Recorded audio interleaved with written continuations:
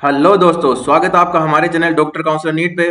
तो दोस्तों, यूपी के नीट के काउंसलिंग की रजिस्ट्रेशन की प्रक्रिया शुरू हो चुकी है, जिसकी लास्ट डेट 28 जुलाई है। तो यूपी स्टूडेंट के कैंडिडेट है वो यूपी स्टेट की गवर्नमेंट और प्राइवेट सीट दोनों के लिए अप्लाई कर सकते हैं, और जो अदर देन यूपी स्टेट है वो ओनली यूपी की प्राइवेट कॉलेज के लिए अप्लाई कर सकते हैं। यूपी स्टेट की काउंसलिंग में पार्टिसिपेट करने के लिए आपको यूपी की जो ऑफिशियल वेबसाइट है उस पे जाके रजिस्ट्रेशन करवाना होगा। रजिस्ट्रेशन करने के लिए आपको क्रोम ब्राउजर ओपन कर लेना है।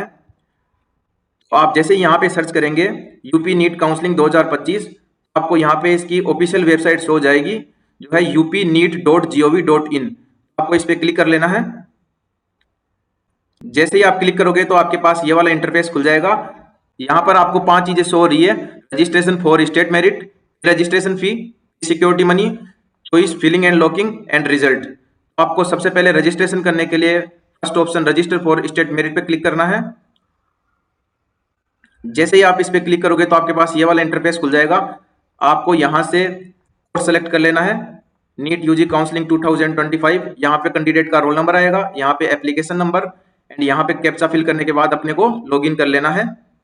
जैसे ही आप लॉगिन वाले ऑप्शन पे क्लिक करोगे तो आपको यहाँ से नेक्स्ट पे क्लिक कर लेना है। इनमें कोई आप चेंजेस नहीं कर सकते। जैसे ही आप नेक्स्ट पे क्लिक करोगे तो अपने पास ये वाला इंटरफेस खुल जाएगा। इसमें आपको सारी डिटेल फिल करनी है, तो मैं आपको स्टेप बाय स्टेप बता देता हूँ। अगर आप माइनॉरिटी स्टेटस से बिलोंग करते हैं तो आप यहाँ पे रिलीजियस सेलेक्ट करेंगे। जैसे ही आप रिलीजियस सेलेक्ट करेंगे तो यहाँ पे अपने पास ऑप्शन आ जाएंगे माइनॉरिटी वाले: Muslim, Sikh, Jain, Buddhist and Christian. और अगर आप माइनॉरिटी स्टेटस से बिलोंग नहीं करते तो आप यहाँ पे एनए सेलेक्ट करेंगे। जैसे ही आप एनए सेलेक्ट करेंगे यहाँ पे भी ऑटोमेटिक एनए शो हो जाएगा। क्वालिफाइंग एग्जाम पास फ्रॉम में अपने को 10th एंड 12th की डिटेल बतानी है कि अपन ने 10th एंड 12th यूपी से की है, अदर देन यूपी से की है। यहाँ पे 4 ऑप्शन आएंगे अपने के पास: high school and intermediate pass from UP, यानी आपने 10th एंड 12th यूपी से की है। सेकेंड वाला है कि आपने 10th यूपी से की है एंड 12th अदर स्टेट से की है। थर्ड वाला है कि आपने 12th यूपी से की है एंड 10th अदर स्टेट से की है, और आपने 10th और 12th दोनों अदर स्टेट से की है, तो आप ये वाले ऑप्शन पे सिलेक्ट कर सकते हो। अगर आपने ऊपर वाले 3 ऑप्शनों में से कुछ सेलेक्ट किया है तो आपसे डोमिसाइल सर्टिफिकेट नहीं मांगेगा। अगर आपने ये वाला ऑप्शन सेलेक्ट किया है तो आपसे डोमिसाइल सर्टिफिकेट के लिए पूछेगा कि आप यूपी के डोमिसाइल हो या नहीं हो। तो यहाँ पर अपने पास 2 ऑप्शन आ गए हैं: domicile of Uttar Pradesh and not domicile of UP. जो कैंडिडेट यूपी से बिलोंग करते हैं वो फर्स्ट वाले ऑप्शन पे क्लिक करेंगे, और जो अदर देन यूपी स्टेट से बिलोंग करते हैं, जो प्राइवेट सीट के लिए काउंसलिंग करवा रहे हैं, वो सेकंड वाले ऑप्शन पे क्लिक करेंगे। फिर आपको अपनी यहाँ से कैटेगरी सिलेक्ट कर लेनी है, और यहाँ से आपको अपनी सब कैटेगरी सिलेक्ट कर लेनी है। नेक्स्ट वाले ऑप्शन में आपको कोरेस्पोंडेंस एड्रेस भरना है। यहाँ पे आपको पिन कोड भरना है, अपना स्टेट सेलेक्ट करना है कि आप कौन से स्टेट से बिलोंग करते हो, डिस्ट्रिक्ट सेलेक्ट करना है आपको यहाँ पे अपना, और यहाँ पे ईमेल आईडी, मोबाइल नंबर। और नेक्स्ट ऑप्शन में आपको document verification nodal centre select कर लेने हैं। बहुत सारे सेंटर शो हो रहे हैं आपको यूपी के, आपको यहाँ पे जाने की जरूरत नहीं है, बस यहाँ पे डॉक्यूमेंट का ऑनलाइन वेरिफिकेशन होगा, सो इसलिए ये भरना मैंडेटरी है। आप यहाँ पे अपने स्टेट के पास जो भी सेंटर पड़ता है वो फिल कर सकते हैं। तो नोडल सेंटर सेलेक्ट करने के बाद आपको यहाँ पे 12th की डिटेल भर लेनी है कि आपको इंग्लिश में टोटल मार्क्स कितने थे, उनमें से कितने मार्क्स आए हैं। यहाँ पे परसेंटेज अपने आप शो हो जाएगी। यहाँ पे 4 सब्जेक्ट दी गई है: इंग्लिश, फिजिक्स, केमिस्ट्री, बायोलॉजी और बायोटेक्नोलॉजी। ये डिटेल फिल करने के बाद आपको यहाँ पे पासवर्ड क्रिएट करने के लिए बोलेगा। आप यहाँ पर पासवर्ड क्रिएट करेंगे, यहाँ पे पासवर्ड कंफर्म करना है आपको। तो नीचे इंस्ट्रक्शन दिए हैं कि आपको पासवर्ड कैसे क्या बनाना है, तो आप इस हिसाब से बना सकते हो। पासवर्ड क्रिएट करने के बाद आपको यहाँ पे कैप्चा फिल करना है। इसके बाद आपको सबमिट वाले ऑप्शन पे क्लिक कर लेना है। और अगर आपको फॉर्म में पीछे कुछ चेंज करना है तो आप बैक टू डाटा भी कर सकते हैं। यहाँ से बैक आके फिर आप वापस से सबमिट कर सकते हो। जैसे ही आप सबमिट वाले ऑप्शन पे क्लिक करोगे तो आपके ईमेल आईडी और मोबाइल नंबर पे वेरिफिकेशन कोड भेजा जाएगा। तो आपको वेरिफिकेशन कोड इन दोनों कॉलम में फिल कर लेने हैं। यहाँ पे ईमेल आईडी वाला कोड और यहाँ पे मोबाइल नंबर वाला कोड आपको फिल कर लेना है। इसके बाद आपको यहाँ पे कैप्चा फिल करना है, यहाँ पे फाइनल सबमिट वाले ऑप्शन पे क्लिक करना है। जैसे ही आप फाइनल सबमिट वाले ऑप्शन पे क्लिक करोगे तो आपसे यहाँ पे कंफर्मेशन मांगेगा। यहाँ पर आपको बोलेगा no change will be entered in application form after final submission. Final submit करने के बाद आप अपने एप्लीकेशन फॉर्म में चेंजेस नहीं कर पाएंगे, सो आप सारी डिटेल केयरफुली फिल करना। तो अपन यहाँ पे फाइनल सबमिट वाले ऑप्शन पे क्लिक कर लेते हैं, यस प्लीज डू।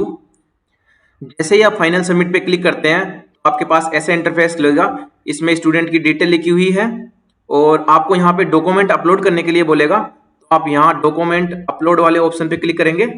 आप जैसे ही अपलोड डॉक्यूमेंट वाले ऑप्शन पे क्लिक करेंगे तो आपके पास ऐसा इंटरफेस खुलेगा। इसमें आपसे डॉक्यूमेंट अपलोड करवाएगा।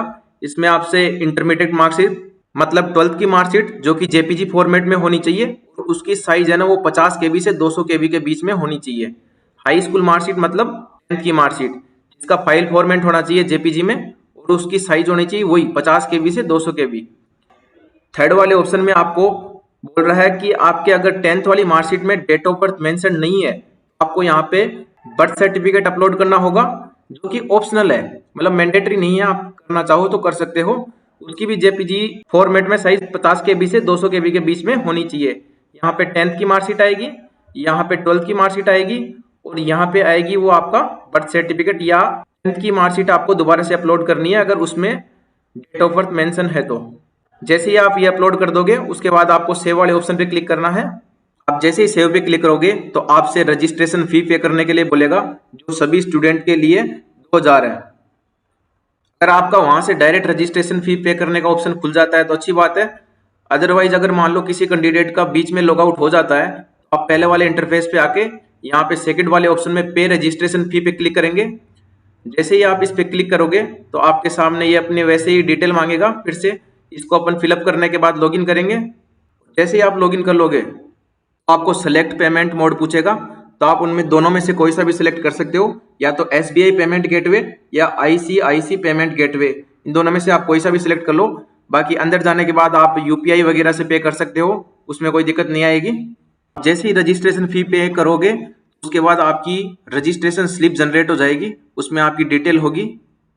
रजिस्ट्रेशन फी पे करने के बाद आपको तीसरे स्टेप में सिक्योरिटी मनी अमाउंट पे करना है, जो गवर्नमेंट एमबीबीएस बीडीएस के लिए 30,000 है और प्राइवेट बीडीएस के लिए 1 लाख है एंड प्राइवेट एमबीबीएस के लिए 2 लाख है। जैसे ही आप सिक्योरिटी मनी पे कर दोगे तो आप choice filling and choice locking कर सकेंगे। उसके बाद आपका रिजल्ट आएगा। और अगर मान लो आप फर्स्ट राउंड में सिक्योरिटी मनी पे नहीं करते हो तो आप नेक्स्ट राउंड में सिक्योरिटी मनी पे करके एलिजिबल हो सकते हो। सेकेंड राउंड की काउंसलिंग करवा सकोगे आप, उसमें कोई दिक्कत नहीं है। ये थी दोस्तों यूपी के रजिस्ट्रेशन की पूरी प्रोसेस। ऐसे ही मोर अपडेट पाने के लिए आप हमारे चैनल डॉक्टर काउंसलर नीट को सब्सक्राइब करिए। आप हमारे टेलीग्राम चैनल को ज्वाइन करके रखिए, उसका लिंक आपको डिस्क्रिप्शन में मिल जाएगा। तो आज की वीडियो में इतना ही दोस्तों, मिलते हैं नेक्स्ट वीडियो में, तब तक के लिए जय हिंद।